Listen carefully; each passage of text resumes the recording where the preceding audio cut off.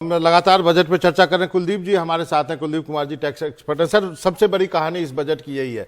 मुझे आपसे ये जानना, आप हमारे दर्शकों को बताएं कि 5 लाख से बढ़ा के 7 लाख किया गया है, ठीक है। उसके अलावा एक स्लैब भी अनाउंस किया गया है जिसमें कि 3 लाख तक नो टैक्स, 3 से 6 के बीच में 5%, 6 से 9 के बीच में 10%, 9 से 12 के बीच में 15% और उसी तरह 20 और 30% है। इसका क्या मतलब है, लोगों को ये आप कैसे समझाएंगे?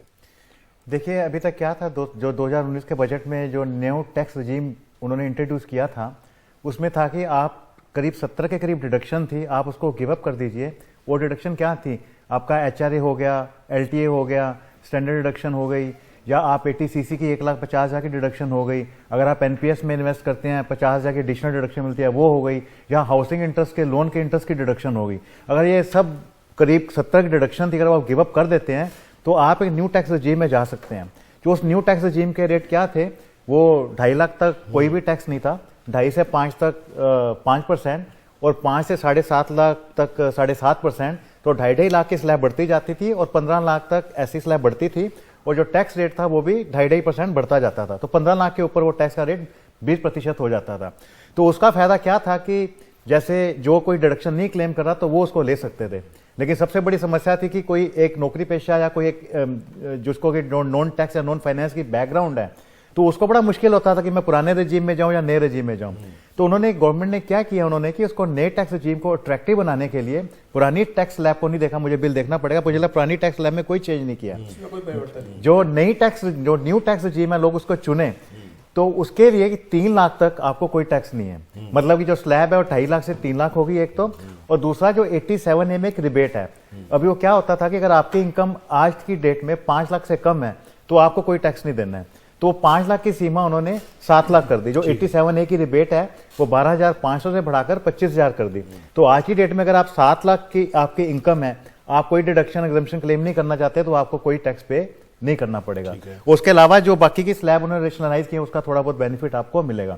लेकिन अब वो सोचिए कि एक मिडिल क्लास, सैलरीड क्लास, जो कि 80C की डिडक्शन वैसे ही मिल जाती है, क्योंकि अगर आपका हाउसिंग लोन है, आपकी प्रिंसिपल रिपेमेंट जा रही है, या 80C की डिडक्शन आप 1,50,000 ले सकते हैं। आपने NPS में रजिस्टर किया होगा 50, उसकी डिडक्शन मिलती है। आप HRA की डिडक्शन भी क्लेम करते हो, स्टैंडर्ड डिडक्शन भी क्लेम करते हो।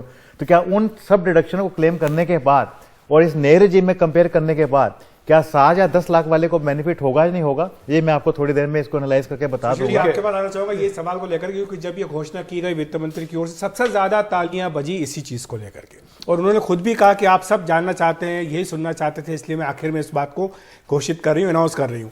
लेकिन क्या वाकई इससे फायदा होगा? क्या ये फायदा ज्यादा करके जो न्यू रेजिम है उसके लिए नहीं है? क्योंकि लोग ज्यादा करके उसमें ऑप्ट नहीं कर रहे थे न्यू रेजिम को, लोग पुराने रेजिम में टिके हुए थे। नहीं, मैं आपको एक तो क्लियर कर दूं, डाटा जो पिछले साल ये न्यू रेजिम आई, और पिछले साल पैराडाइम शिफ्ट हुई, बहुत लोग न्यू रेजिम में चले गए। जो लोग घर मकान नहीं ले रहे, जो लोग बहुत इन्वेस्ट नहीं कर रखे, जिन्होंने बहुत इंश्योरेंस पॉलिसीज नहीं ले रखी है, ऐसे बहुत लोग हैं भारत में, वो सारे लोग न्यू रेजिम की तरफ शिफ्ट कर गए थे। और अब जो बेनिफिट बढ़ा दिया गया, अब सारे मैक्सिमम लोग ही न्यू रेजिम की तरफ शिफ्ट कर जाएंगे।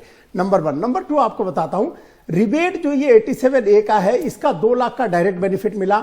सेकेंड, आपको स्टैंडर्ड डिडक्शन जो कि पुराने रेजिम में था, वो भी इसमें लागू कर दिया गया, उसका 50,000 का डायरेक्ट बेनिफिट मिल जाता है। तो पहले वो 2 लाख का बेनिफिट मिलता है, ये 50,000 का और एक बेनिफिट मिलता है।